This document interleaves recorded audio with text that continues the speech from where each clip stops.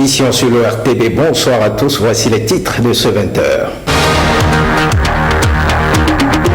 Installation officielle des membres du Conseil d'orientation et de supervision de la liste électorale permanente informatisée. Ils ont pour mission de garantir la fiabilité du fichier électoral.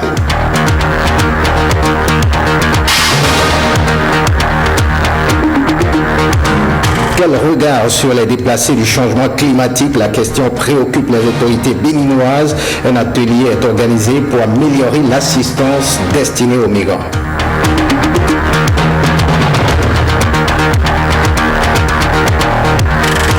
Et puis le phare est au cœur des activités culturelles des Béninois à l'extérieur. Le principal acteur de la mise en scène nous en parle dans cette édition.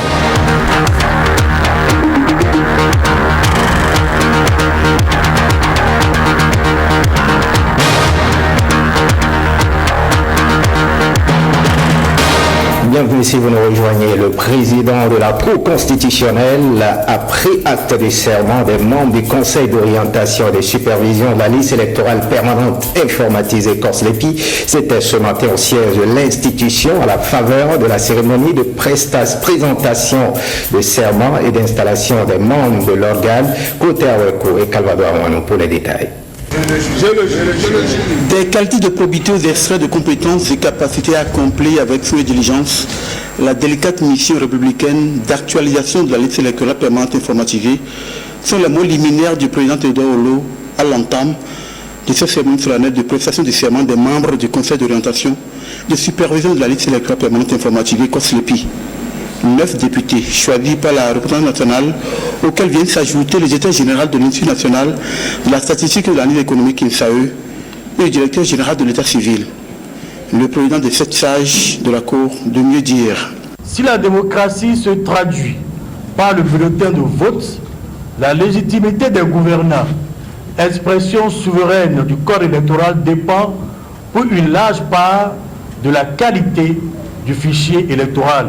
Vos attributions consistent essentiellement à garantir la fiabilité du fichier électoral afin que les opérations électorales soient transparentes, crédibles, impartiales et se déroulent dans un climat apaisé. Vous le savez tous, disposer d'une liste électorale fiable, c'est déjà réussir dans une large mesure une consultation électorale. Votre responsabilité dans l'organisation satisfaisante des futures consultations référendaires est pleinement engagée. La République attend donc de vous un travail impeccable, accompli avec conscience, professionnalisme, dans les délais légaux, c'est-à-dire au plus tard le 31 janvier 2017 et dans le respect des prérogatives de l'Agence nationale de traitement. Préserver l'esprit de consensus qui a présidé à la création du Corse-Lépi et chercher à accomplir la mission à la satisfaction de la nation tout entière en vue de la préservation de la paix, de la stabilité des institutions, de la légitimité des gouvernants et de la cohésion sociale sont in fine les mots d'exhortation et de renvoi des membres du Corse-Lépi à l'exercice de leurs fonctions. Et puis les hommages continuent à l'endroit de Feu Émile Derlin Zissou, ancien président du Bénin. La grande chancellerie du Bénin, Oséné Kourourat, était cet après-midi au domicile du défunt Awa Chérif, lui a tendu son micro à sa sortie. Nous sommes venus saluer la famille de l'illustre disparu, lui présenter nos sincères condoléances, dire que nous sommes avec elle pour tout ce qu'ils feront pendant les cérémonies. La seule chose que je regrette pour le docteur Émile Derlin Zissou, ancien président de la République, c'est que les Daouméens ne l'ont pas laissé. Ils n'ont pas laissé faire avancer le Bénin. Si avec lui, on l'avait laissé finir un mandat, il aurait impulsé la voie du développement au Bénin. Nous ne serons pas là où nous sommes aujourd'hui. C'est dommage, mais c'est un bonhomme qui a vécu, bien vécu, il a tout fait. Il n'y a pas beaucoup de choses à regretter, sauf que le Bénin aurait pu avancer si on l'avait laissé imprimer sa marque comme il avait voulu au Bénin, notre cher pays. Quand un président est là, qu'on le laisse faire, qu'on le regarde et qu'on l'observe, qu'on lui donne des conseils et qu'on le pousse surtout à bien faire. Et on parle de ce renforcement de capacité des avocats. Plusieurs nationalités prennent part depuis ce matin au Champ d'Oiseaux à Cotonou à une formation des avocats depuis cette 15e édition du Centre international de formation des avocats de l'Afrique francophone, SICAF, a été lancée par le ministre béninois de la Justice, M. Sassaron Aymon et M. Ardisso. L'apparition de nouveaux droits, l'édification de nouvelles lois et de nouvelles règles impose aux avocats une nouvelle maîtrise des connaissances. En effet, la formation de base qu'ils ont reçue reste insuffisante à tout point de vue. Si nous devons être un acteur performant du monde judiciaire, nous devons donc être curieux et surtout avoir conscience qu'il faut renforcer la formation initiale par des formations complémentaires tout au long de notre carrière. La formation continue est aujourd'hui incontournable. Pour répondre à ce besoin, le CIFAF organise chaque année, des formations complémentaires délocalisées au profit de tous les avocats des barreaux francophones d'Afrique. Le programme de formation qui a été arrêté par le conseil pédagogique cette année est riche et diversifié. Au programme de cette 15e édition de la formation des avocats francophones, les aspects fondamentaux de la profession.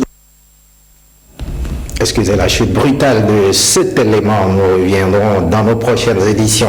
Beaucoup de personnes migrent du fait des changements climatiques. L'assistance destinée à ces migrants est au cœur d'un atelier à Sun Beach Hotel sur le thème Migration, changement climatique et environnement. C'est une initiative de la Direction générale des changements climatiques qui permettra au Bénin de gérer autrement cette assistance. Edmond Rombo et Jean-Claude James pour les détails. Difficile de reconnaître le lien entre migration, changement climatique et dégradation environnementale. Et pourtant, c'est une réalité. La migration des personnes reste l'une des conséquences de ces phénomènes environnementaux abordés à la COP 16. En 2010, à Cancun, au 16e, à la séance conférence des partis, il a été décidé, dans la décision ECP 16, que tous les pays prennent des mesures pour coordonner, planifier le mouvement des déplacés du fait des changements climatiques et de planifier leur réinstallation dans le pays. Selon les prévisions, le nombre de personnes qui pourraient être appelées à émigrer en raison des changements climatiques et de la dégradation de l'environnement d'ici à 2050 est compris entre 50 et 350 millions. D'où vient ce texte? Du premier rapport du secrétaire général des Nations Unies sur les changements climatiques et leurs répercussions sur la sécurité. Il est en fait indéniable que le changement climatique et surtout les conséquences physiques qu'il induit, notamment la sécheresse, la montée des eaux, le déboisement ou encore les accidents climatiques extrêmes, pèse sur les conditions de vie et la sécurité humaine. Cet atelier de Cotonou, qui fait suite à la rencontre de Lomé en 2015, est un creuset de partage d'expériences pour définir les mesures adéquates. L'exemple du Bangladesh va focaliser les attentions sous le contrôle du programme Migration EU Expertise. Cette organisation est connue de par le monde et arrive à travers ces études à proposer des solutions appropriées sur la base des pratiques connues dans d'autres pays pour qu'on puisse étendre cette protection et cette assistance aux personnes qui sont dépassées du fait de la dégradation des conditions environnementales et des effets pervers des changements climatiques. Et nous sommes heureux d'avoir dans cette salle les membres de la CEDEAO. Vous voyez, c'est très important parce que les organisations régionales ont un rôle à jouer. Que vous soyez du Bénin, du Nigeria, du Niger, du Togo, quand vous êtes dans un pays, vous êtes comme chez vous. Et du coup, vous avez droit au même traitement, aux mêmes obligations, ce qui n'est pas connu de tout le monde. Ces experts ont 3 jours pour livrer le fruit de leurs réflexions sur cette question très actuelle, la migration dans le contexte des dégradations environnementales et des impacts des changements climatiques. Et ce grand rendez-vous des professionnels des médias en préparation, la direction corporate service de MTN Bénin était ce matin au service du journal La Nouvelle Tribune. Objectif annoncé aux journalistes du dit quotidien, le choix porté sur leur organe pour participer au Highway Africa, le plus grand rassemblement de journalistes du continent.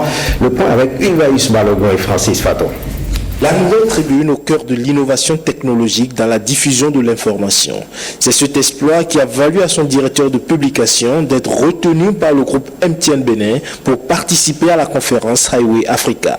Un réseau de journalistes qui prône les valeurs de démocratie et de développement grâce à l'utilisation des technologies de l'information et de la communication. Chaque année, il y a cette formation qu'on appelle Highway Africa qui est organisée par MTN en Afrique du Sud. Ça va être le tour de votre DP cette année. Il ira rencontrer ses confrères, il ira partager son expérience et leur expérience. C'est important de savoir aussi ce qu'ils font, ça peut donner des idées. Et surtout, qu'à leur retour, on sent encore plus que jamais ce désir d'informer. S'identifiant comme une référence en matière de diffusion de l'information sur Internet, la Nouvelle Tribune se veut une fenêtre ouverte sur le monde grâce à son site Internet, son application et sa présence sur les réseaux sociaux. Je peux dire que nous sommes référencés par Google comme le premier site d'information du Bénin. Aujourd'hui, si vous êtes référencé par Google, vous êtes parmi le top des tops. Mais nous ne faisons rien d'extraordinaire. Nous avons essayé de mettre le contenu du journal sur le site.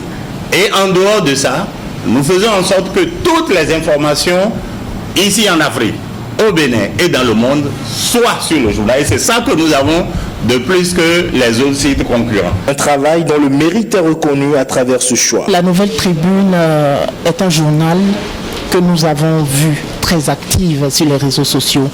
Et la Nouvelle Tribune a été invitée par le groupe MTN à participer à Highway Africa. C'est un événement annuel qui se présente comme le plus grand événement du web et du journalisme en Afrique. Et la Nouvelle Tribune, compte tenu de son expérience dans le domaine des nouvelles technologies et de l'information, a été justement conviée à cette rencontre-là. Avec ce partenariat, le groupe MTN s'engage à faire évoluer la société de l'information au Bénin. Nous allons... Un tour au ministère de l'Agriculture, 14 points de motion divisent les autorités du ministère de l'Agriculture et leur mouvement syndical. C'est après 5 semaines de lutte que le syndicat MAEP a été reçu vendredi dernier par les responsables du ministère. Au cours des échanges, seulement 5 points ont été débattus. Il s'agit d'une discussion jugée infructueuse par le porte-parole du syndicat. Il a fait savoir ce lundi à travers une séance avec la base syndicale. C'était au micro de Jules Akoeko et Marie-Louise Perrin. Il faut rappeler que c'est la 5e semaine que nous sommes engagés dans cette lutte. Et c'est le vendredi 19 dernier à 17h qu'on a eu notre première séance de travail avec le cabinet sous la direction de Madame la directrice de cabinet. Il faut signaler que notre motion comporte 14 points en général, mais on a pu débattre sur 5 points essentiels. D'abord, nous demandions la relecture du décret portant statut particulier des agents du développement rural. À ce niveau, il faut dire que les autorités tombaient des nues parce qu'ils ont avoué n'avoir jamais connaissance de ce décret et ils ne veulent pas s'y aventurer sans en prendre largement connaissance. Aujourd'hui, les motos qui nous ont été attribuées sont déjà amorties et totalement gâtées depuis 2011 et aujourd'hui, plus de 90% des agents utilisent leurs propres moyens pour pouvoir venir à ces besoins. C'est une injustice. Les autorités ont pris acte, ils ont reconnu, mais le fait que ce n'est pas prévu sur le budget 2016, ils ont quand même pris l'engagement de faire pour que sur le budget 2017, qu'une ligne soit prévue pour la mise à disposition de ces motocyclettes. Nous avions aussi parlé du plan triennal de formation. Le plan de formation qui consacre l'évolution en grade des agents. Sinon, vous rentrez à une catégorie, si vous ne bénéficiez pas de ce plan de formation ou du concours professionnel, vous finissez à la même catégorie. Quand la fonction publique lance aussi les concours professionnels, c'est seulement les corps administratifs et financiers qui sont au MAEP qui composent. Donc les ATDR, les agents techniques de développement rural et les contrôleurs du développement rural ne sont pas pris en compte. C'est une injustice. Et chaque fois, nous répétons, chaque fois nous demandons à ce que ça soit corrigé. Mais cette fois-ci, ils nous ont fait la promesse de ce que le plan de formation sera établi. Nous croyons en eux a priori. Mais nous nous remettons à la base qui décidera de l'orientation à donner à la suite des luttes. Une interrogation, quelle est la signification du premier cri du nouveau-né à sa naissance? Emilienne Fayomi s'est intéressée à la question. Regardez son reportage.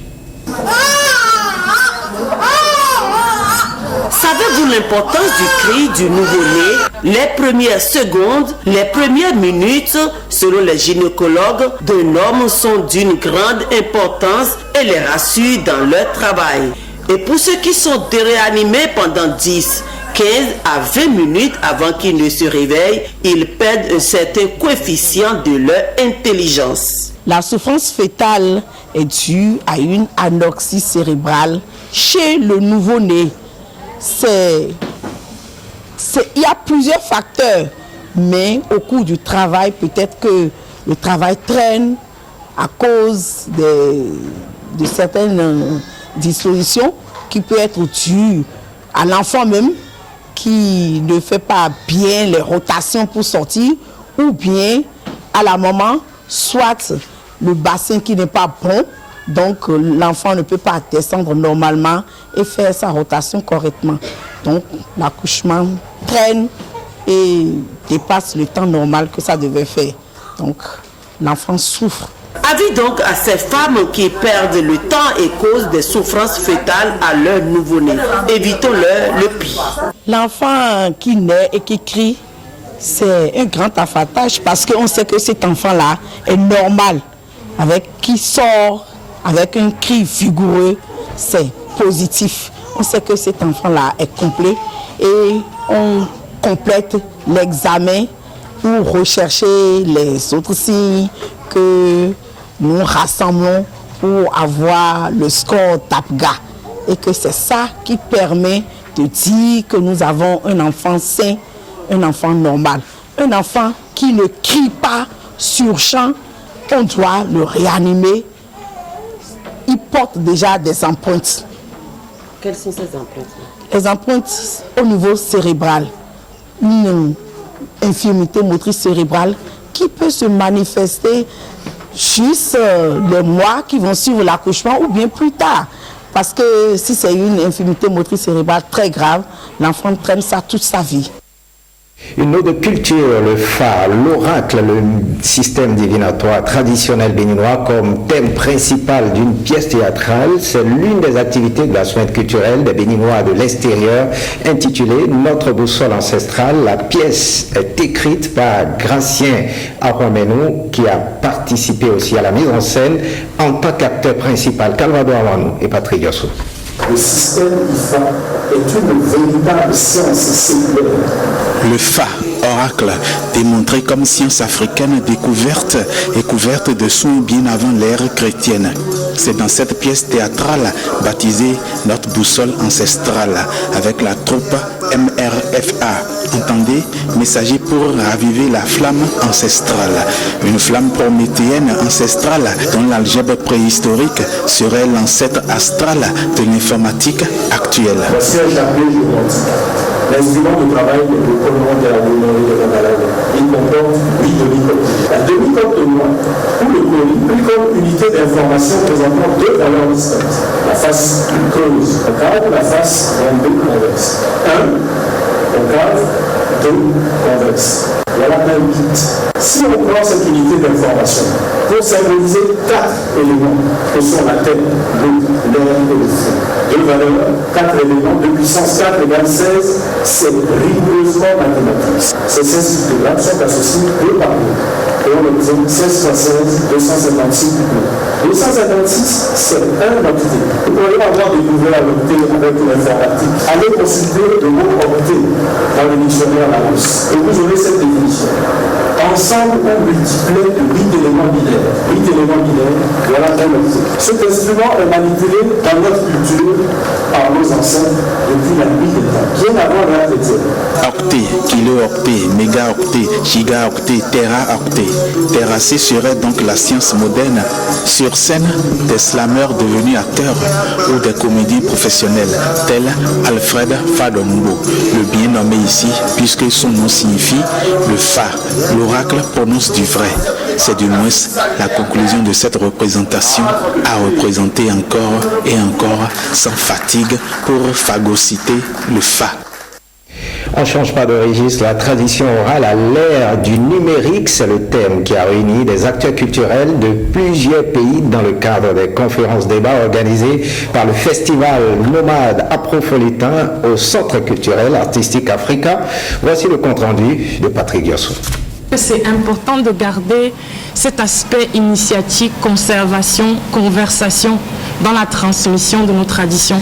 Au fronton du panel, il y a Vanessa Kanga, fondatrice de Afropolitan Nomade Festival. Maurice Touré, de Radio Africa, correspondant RFI, Radio France Internationale Bamako. Et Fidel Abiala, alias Tchababa, qui s'insurge contre la diabolisation de la culture vaudou, qu'il différencie totalement du culte vaudou. Vaudou est négatif, c'est grave. Dites-moi, vous qui êtes béninois, vous qui êtes africains, la valeur coutumière que vous avez dans votre sein, ça vient d'où? Du christianisme de Jérusalem? Non, ce côté positif du vaudou. Personne ne l'enseigne pas à vos enfants. On est en plein débat traditionnaliste moderniste où l'Africain actuel se trouve dans une situation de quadrature du cercle. On veut évoluer lentement dans un monde qui va vite, on veut aller vite dans un monde qui va lentement. Entre l'œuf et la poule qui donne naissance. Il faut donc recentrer la dialectique. Comment le numérique peut aider à sauver et sauvegarder la tradition orale? Il faut encourager des jeunes à créer des applications. Si tu veux avoir un proverbe africain qui parle de tel, tu vas taper et tu cherches la langue que tu veux, tu tapes et tu peux l'écouter dans chacune de nos langues.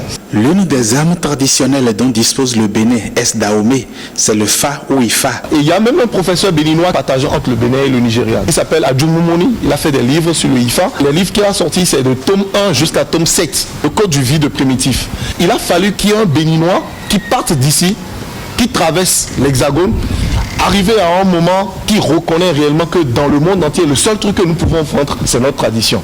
Le débat sur le Fa ou Ifa n'est ni le premier ni le dernier pour cette nouvelle ère du numérique qui peut bien garder et faire regarder la tradition orale. Au-delà des caractéristiques.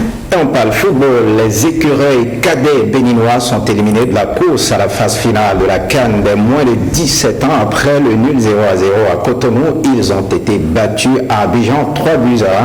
Voici le résumé du match d'Abidjan avec Bisti Bozo et Gabriel Afoda.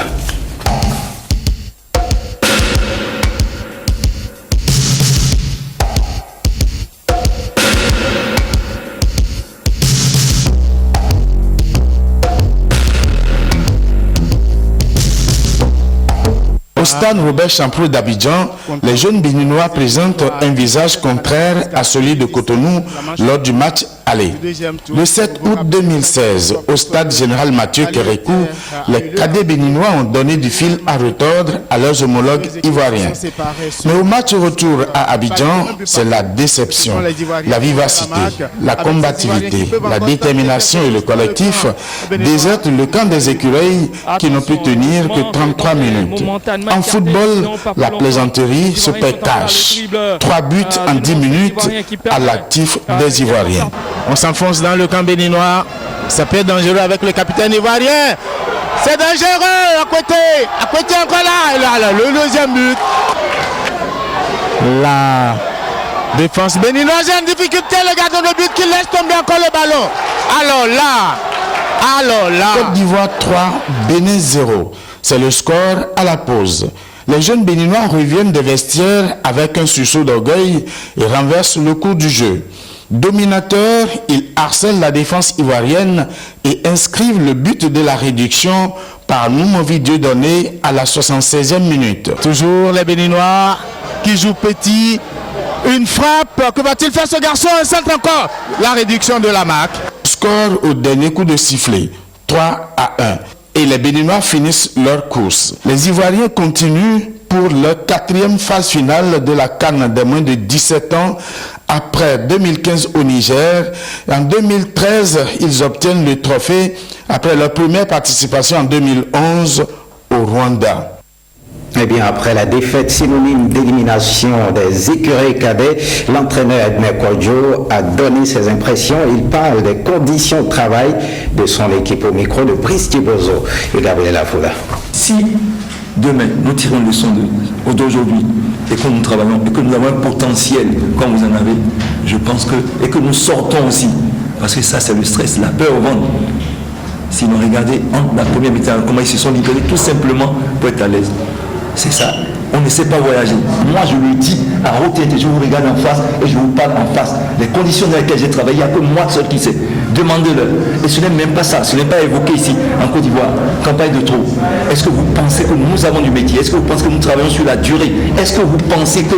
C'est ça qu'il fallait dire. C'est sur le point de départ. Ne venez pas à la veille quand tout est pourri. Faites ce journal, merci de l'avoir suivi. Le programme prévoit à 21h un entretien sur le thème planification familiale, quelle politique pour le Bénin. Et à partir de 22h, les feuilletons, les choix de l'amour et We Vote You. Prenez le rendez-vous du journal du soir à partir de 23h30 avec Héloïse Winato.